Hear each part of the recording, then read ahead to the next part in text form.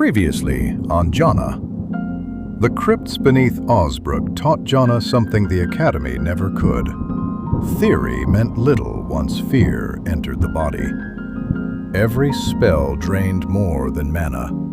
Every surge of lightning carried panic with it. And every mistake threatened to become her last. But she survived, not through confidence, through instinct. Later, the roads north revealed another kind of horror. Bodies left broken beside the mud. Survivors speaking in whispers about men transformed by blood rituals. That trail led Jonna beneath Pilgrim's Rest, into darkness corrupted by the proselytes. For the first time since fleeing Brynn, she faced enemies capable of overwhelming her completely. Not bandits, not restless dead, something worse. And yet, when fear should have frozen her, she moved. Not perfectly, not without panic, but she moved. Because little by little, Jonna is beginning to understand something terrifying. The greatest thing hunting her was never the undead, nor the cult beneath the church. It was the voice left behind by the Academy, still trying to convince her she was never meant to become a mage. After surviving every contract Osbrook placed before her, Jonna now faces what may become her most important mission yet. Resolving the problem beneath Oaken Barrel Brewery, an unfinished conflict between Odar and the brewery's owner that now falls into her hands. But the danger at the brewery is not what truly unsettles her. It is what comes after. Because Jonna already knows what Varen is planning. The horses, the wagon, the road back to Brynn. Back to the city where fear was carved into her piece by piece. She has changed since arriving in Osbrook. Her hands tremble less. Her instincts now speak louder than panic. But returning to Brynn feels different. Like reopening a wound that never healed. Every street carries memories. Every tower drags old voices back into her mind. And facing that city before fully rebuilding herself may become the hardest battle of all. With all of that already weighing on her mind, Jonna spent the little time she had left trying to strengthen herself before the journey to Brynn. Then she learned the truth about Oaken Barrel Brewery. It was not some hidden horror beneath the cellar, not monsters, not corruption. Just another story of cruel people trying to take from someone what was rightfully theirs. Odar wanted Crom's brewery for himself, and to make sure it happened, he had already sent mercenaries to pressure him into submission. Crom fought back, but he could not survive the threat alone. And hearing that, something inside Jonna reacted immediately, not as a hero, not as a savior, but through the quiet morality forged from her own suffering. No one has the right to decide what another person is allowed to become, and no one has the right to take away what belongs to them.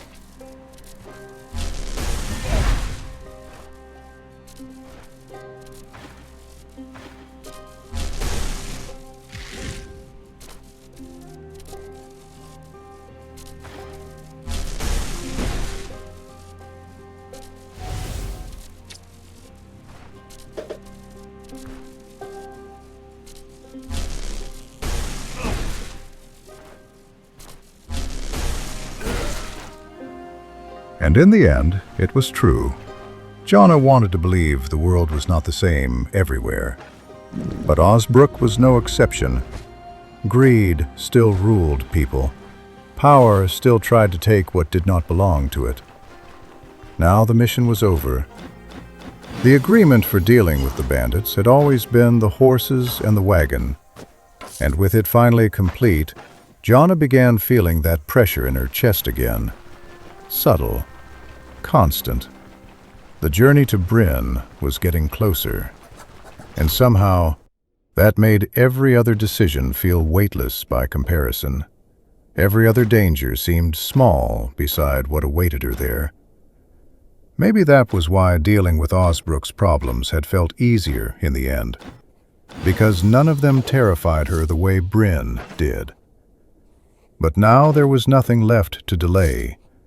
The journey was approaching, and Jonna needed to prepare, not only by selling supplies and buying what she needed for the road, but mentally.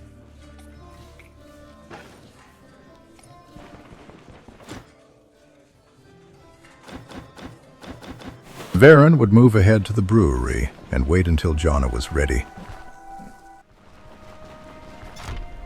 And when the final barrel of beer was loaded onto the wagon, the journey would begin. During that road to Brynn, Jonna would do something she had never truly done before: open herself to someone.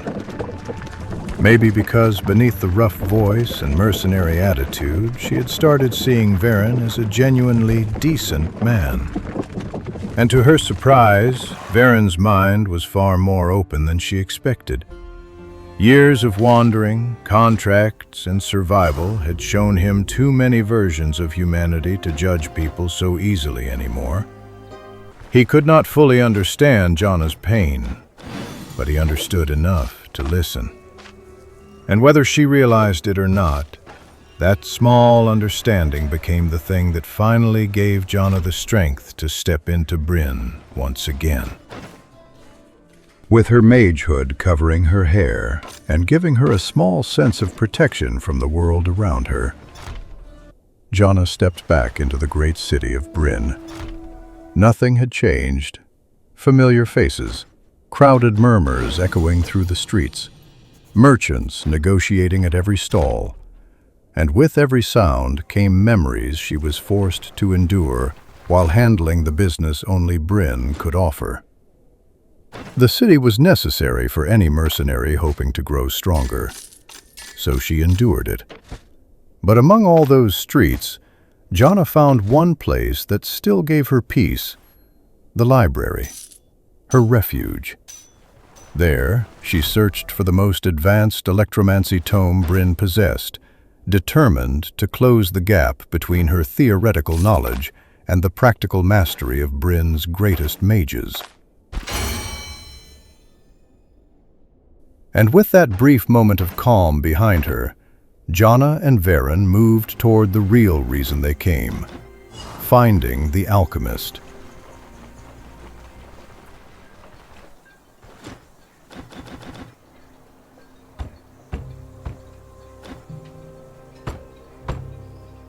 But nothing unfolded as expected. The alchemist was gone. Not recently either. The house looked abandoned long ago, leaving behind only traces of failed experiments tied to an elixir seeking something close to immortality.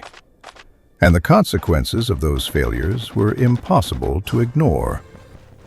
Now Varen wanted answers, and from that uncertainty, the camp was born.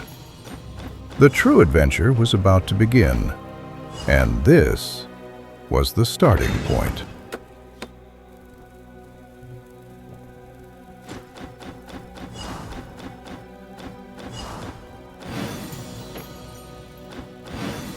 Now the destination was sealed. To continue searching for clues about the alchemist and survive as mercenaries, the camp had to move forward in search of gold and reputation. At least, that was how Varen saw it. For Jonna, it felt different. Relief. She had returned to Brynn and endured it. That alone felt like a completed mission. The memories still remained, but they no longer controlled her as easily as before. Next came recruiting Daryl, the camp's blacksmith, before finally setting out toward Manshire. And deep down, Jonna understood something. From this point onward, she would truly begin becoming who she was meant to be. The contracts would grow harsher, the dangers more unforgiving, and if her mind was not strong enough, she would fall. There was little room left for fear now. From here on, it had to disappear.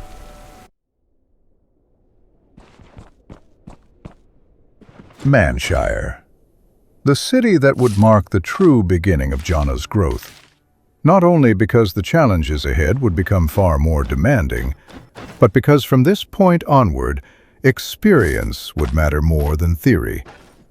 There were no books capable of teaching her how to survive the dangers waiting ahead. No advanced tomes left to buy.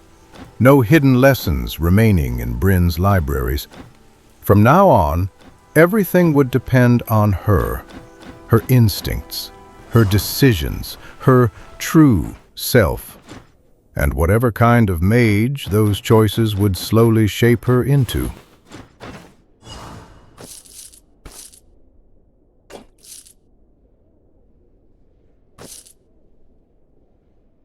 And it begins now. 2 requests had already arrived in Manshire. A contract against bandits on one side, and on the other, a request from the city's monk to search for a missing herbalist whose medicines had become desperately needed. With that in mind, Jonna sets out on her first journey, guided almost entirely by her own judgment. And this time, she is not alone. Her companions may not stand beside her in battle, but they remain behind every decision she makes, in failure, in doubt, and in victory. Because despite everything Jonna still struggles to see in herself, they already believe she will become a mage of true excellence.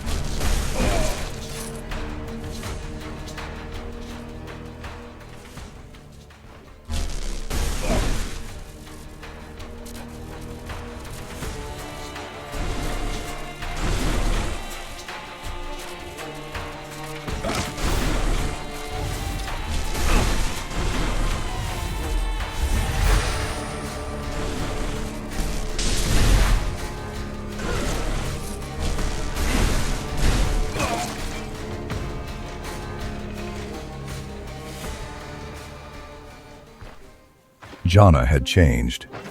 It seemed her return to Brynn had affected her more than she realized. Not only had she obtained better equipment and more advanced spells, but something in her combat style felt different now. More controlled, more deliberate. The hesitation that once interrupted every decision was slowly fading. Her lightning no longer felt like desperate bursts of survival.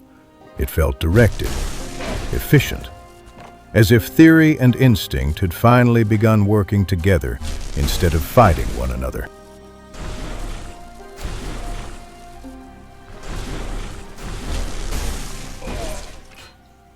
The guards at the entrance of the bandit fort fell under Jonna's lightning. There was no hesitation in the moment itself. What changed wasn't her power, but her response to the situation.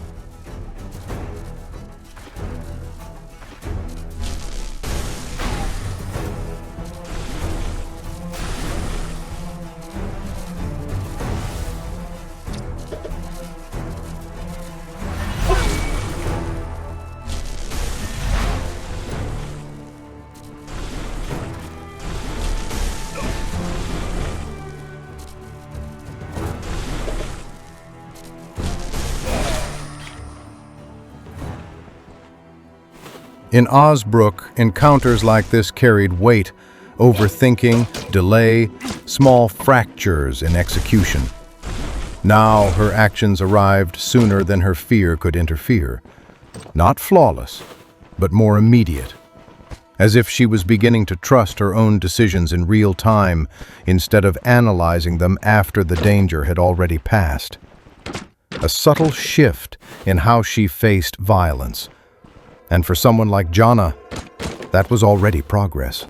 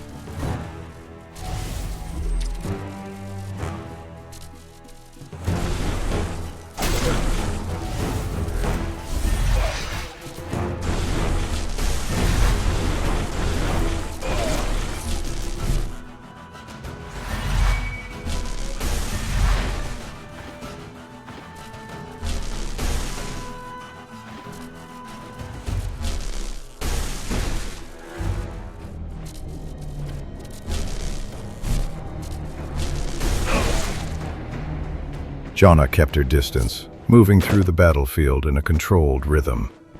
Her lightning wasn't chaotic or explosive in bursts, but its impact was undeniable.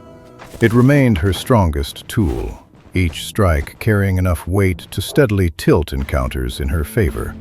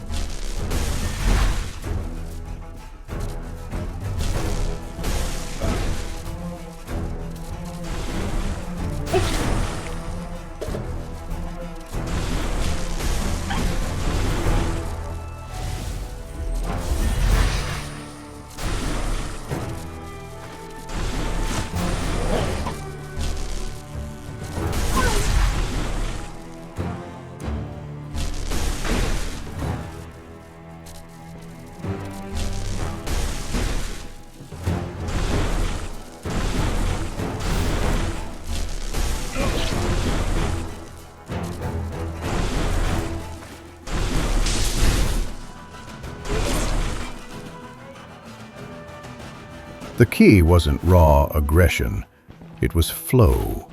She used her spells to shape the fight, applying pressure while reading how enemies responded. Each cast created space, each reaction gave her information, and each opening became a transition rather than a risk.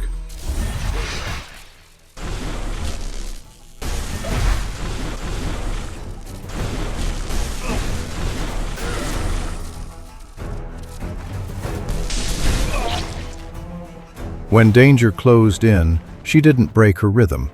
She shifted positions with arcane movement, slipping into better angles or safer ground without losing control of the exchange. It wasn't about ending fights quickly. It was about maintaining control long enough for her lightning to decide the outcome.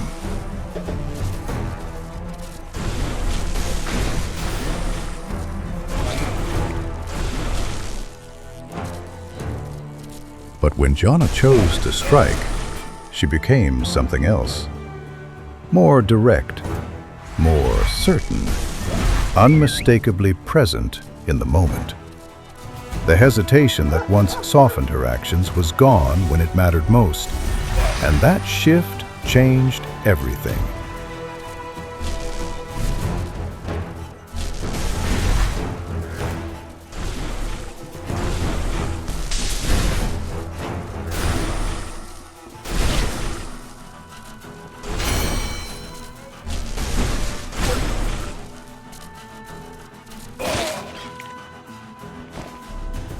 Attacks landed with intent rather than uncertainty, and even brief moments of commitment carried enough weight to alter how enemies responded to her. She was still developing, still far from refinement, but there was already something forming in how she was perceived on the battlefield. A presence beginning to demand a little more respect.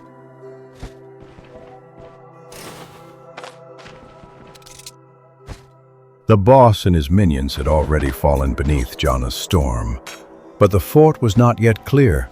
More enemies still remained, blocking the path forward and delaying any chance of reaching the hostage. No pause, no relief, only continuation. Jonna pressed on, clearing what stood between her and the deeper chambers, one obstacle at a time.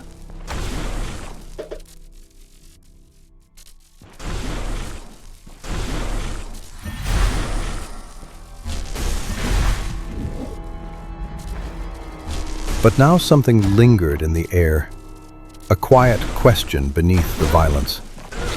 Was this where she would reach her limit? Or was today going to be another step forward, another solid display of what her electromancy was becoming?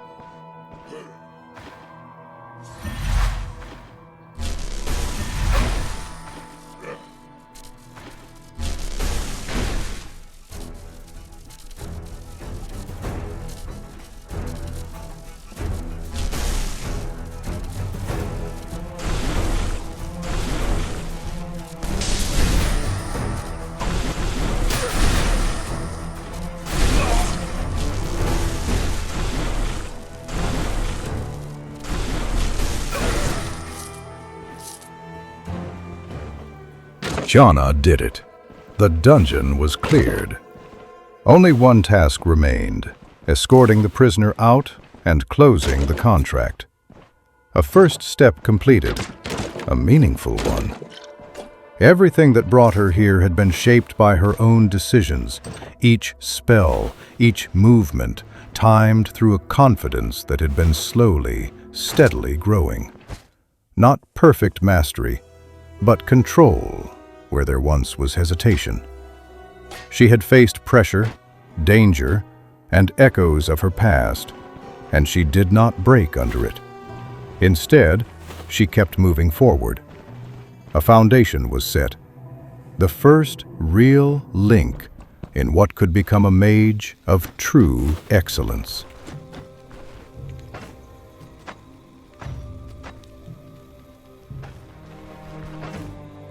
The only task left was the herbalist. But the news was not what anyone hoped for. Jonna found him already dead. There were no signs of violence, no struggle, only the quiet end of a life that had reached its natural conclusion. A peaceful passing, as far as the world allowed such things. Still, he did not leave nothing behind. Books, recipes, carefully preserved knowledge. Enough, perhaps, for the priest to learn and eventually become the new herbalist of Manshire. Among his belongings, Jonna also recovered the herbalist's staff, still carrying traces of his work with plants and remedies, something that would need proper identification once they returned to claim the rewards. For now, the mission shifted from rescue to closure.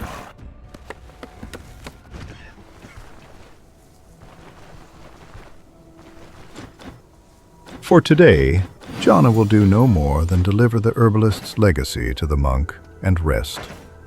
Rest from the weight of everything that happened. A chapter heavy with change has finally come to an end, marked by clear growth that has only just begun to take shape. And what comes next will only continue it. A new Jonna is emerging, closer to her real self, the version that was once suppressed but never lost. And now it begins to rise.